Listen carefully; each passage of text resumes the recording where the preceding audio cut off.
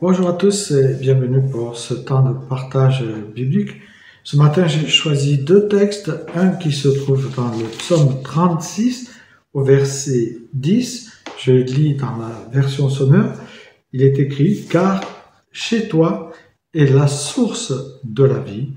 C'est dans ta lumière que nous voyons la lumière. » Et bien sûr, le passage d'Actes 13, verset 47, où il est dit « Car le Seigneur a bien défini notre mission lorsqu'il a dit « Je t'ai établi pour que tu sois la lumière des nations et pour que tu portes le salut jusqu'au bout du monde. » Et moi, ça m'a fait penser justement à ces lampes de poche électriques rectangulaires qu'on avait quand on était jeune et qui marchaient à pile, bien sûr.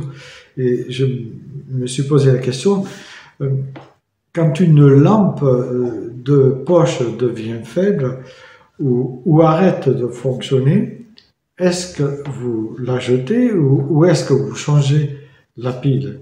Et je pense que vous ne jetez pas j'espère en tout cas que vous ne jetez pas la lampe parce que la pile est usée.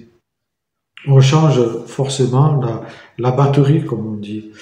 Alors, ça m'a ramené à ce que quand une personne, par exemple, commet une erreur, tombe dans le péché ou s'éloigne de Dieu, ou broie du noir, ou même est dans une certaine angoisse, est-ce qu'on a tendance à la mettre de côté ou non? Moi, je pense que il faut pas la mettre de côté, bien sûr, c'est ce que nous dit l'Écriture. Est-ce qu'on l'aide justement à changer de pile? Parce que tout simplement, parfois, les gens ont besoin plus d'attention qu'à des moments qu'à d'autres. Ils ont besoin de notre affection encore plus qu'avant. Et c'est pour cela que dans l'épître aux Corinthiens, la première aux Corinthiens, Paul parlera de prendre davantage plus soin des plus faibles. Et je crois que les gens, quand ça va mal ou quand ils sont sur un mauvais chemin, eh bien justement, ils attendent qu'il y ait plus d'attention de la part des frères et sœurs en Christ. Parce que d'autres ont besoin d'être acceptés, malgré qu'ils sont peut-être dans leur péché. C'est-à-dire accepter, ça ne veut pas dire qu'on est d'accord, mais ça veut dire continuer à cheminer avec eux, continuer à les voir, continuer à rester amis avec eux, même s'ils se sont détournés du chemin, même s'ils se sont mis, on pourrait dire, en retrait de l'Église.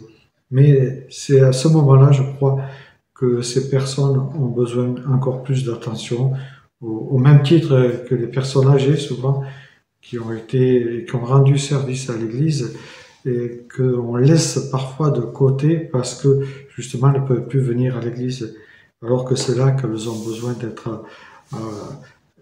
d'avoir cette reconnaissance de la part des frères et sœurs en ayant davantage d'attention pour eux. Et c'est vrai que parfois les gens, on pourrait se dire, oui, mais ils ne brillent plus parce que justement, ils sont tombés ou ils sont dans le péché. Mais ce qu'ils attendent, je crois, c'est que tout simplement, on soit tout simplement à côté d'eux, en silence ou en ayant des mots d'exhortation, et tout simplement partager notre lumière. C'est pour ça que je trouve ce texte du psaume qui est beau, et même du livre des Actes, qui nous montre qu'on doit être la lumière pour toutes les nations, et toutes les nations incluent aussi nos frères et sœurs de l'Église qui ont peut-être pris du recul ou qui se sentent pas très bien dans leur foi ou qui sont dans le doute. Et c'est à ce moment-là que nous autres, on doit s'approcher d'eux pour leur apporter ce brin de lumière, cette lumière que le Christ a mis à nous. Parce qu'un jour, nous aussi, on peut tomber dans le péché, on peut s'éloigner de Dieu ou s'éloigner des frères et sœurs, même de l'Église. Et on serait bien heureux et content de voir que malgré notre éloignement, les frères et sœurs continuent de nous visiter. Et moi, j'ai des exemples comme ça qui sont assez intéressants. Un frère qui s'est coupé de l'Église et, je loue le Seigneur d'avoir mis un frère sur sa route qui le visite régulièrement malgré qu'il ne vienne plus à l'Église.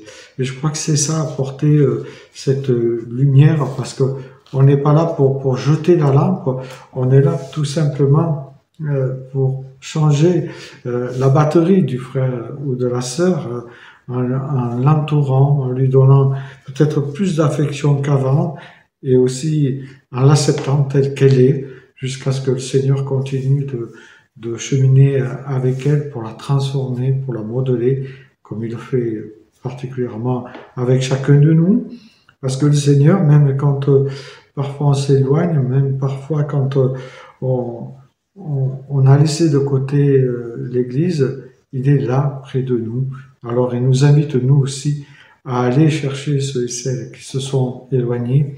Il y a ce beau passage du livre de Jacques qui est assez extraordinaire, parce que il nous dit que si nous savons ramener quelqu'un qui s'est éloigné, alors beaucoup de nos péchés seront pardonnés. C'est dans Jacques 5, à la fin de la lettre de Jacques, où il dit « Mes frères, si quelqu'un parmi vous s'égare loin de la vérité et qu'un autre l'y ramène, sachez que celui qui ramène un pécheur de la voie où il s'est égaré la sauvera de la mort et permettra le pardon d'un grand nombre de péchés. » Voilà, que le Seigneur nous aide à être la lumière des nations, mais aussi que nous puissions apporter de la lumière à nos frères et sœurs en Christ, qui sont peut-être dans l'angoisse, qui sont peut-être dans l'éloignement ou dans le doute. Bonne journée à chacune, chacun.